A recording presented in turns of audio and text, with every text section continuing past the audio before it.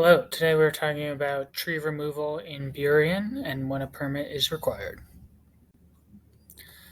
So, the city of Burien regulates trees in a lot of instances, as trees provide an array of benefits such as cleaning the air, cleaning pollutants from stormwater, building community, and providing aesthetic benefits, as well as cooling the city area. Tree removal is generally separated into instances where no permit is required and when a permit is required.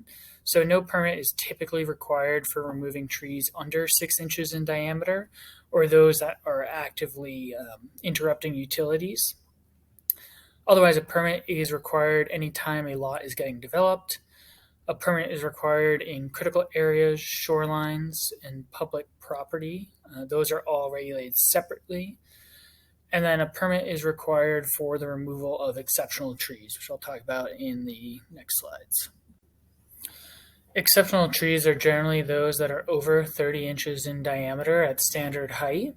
Although there is a list of trees that are exceptional at smaller sizes, these are all native tree species. If you have any questions about if the tree is exceptional, you can send us pictures of the leaf and bark, as well as the measurement of the diameter at standard height, and we can typically tell you if the tree is exceptional and then let you know if a permit is required. The goal with the exceptional designation is to protect large and healthy trees, which really can't be replaced in our lifetime, and this allows us to require replacement for these trees. The other instance where tree permit is required is if the lot is going below the minimum tree credits. So every lot in the city of Burien is required to meet the minimum tree credits, which is 1 credit per 1,000 square feet for single family as well as multifamily developments, and 0.15 for commercial, industrial, or non-residential use. So each tree then is allocated credits based on the size of that tree. So smaller trees are worth less credits, larger trees are worth more credits. So a tree that is 6 to 10 inches is worth 1 credit, whereas a tree that is 30 inches or greater is worth 9 credits. Generally, when there's no development, there is an allowance for tree removal, provided that those lots meet the minimum tree credits and are not removing exceptional trees. So lots under 5,000 square feet can remove up to 1 tree per year. 5,000 to 10,000 can remove 2 trees per year.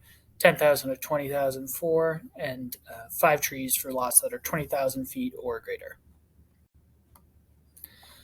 So this comes into play if you have a 7,000 square foot lot pictured here with the property line, and you have 5 trees on the site.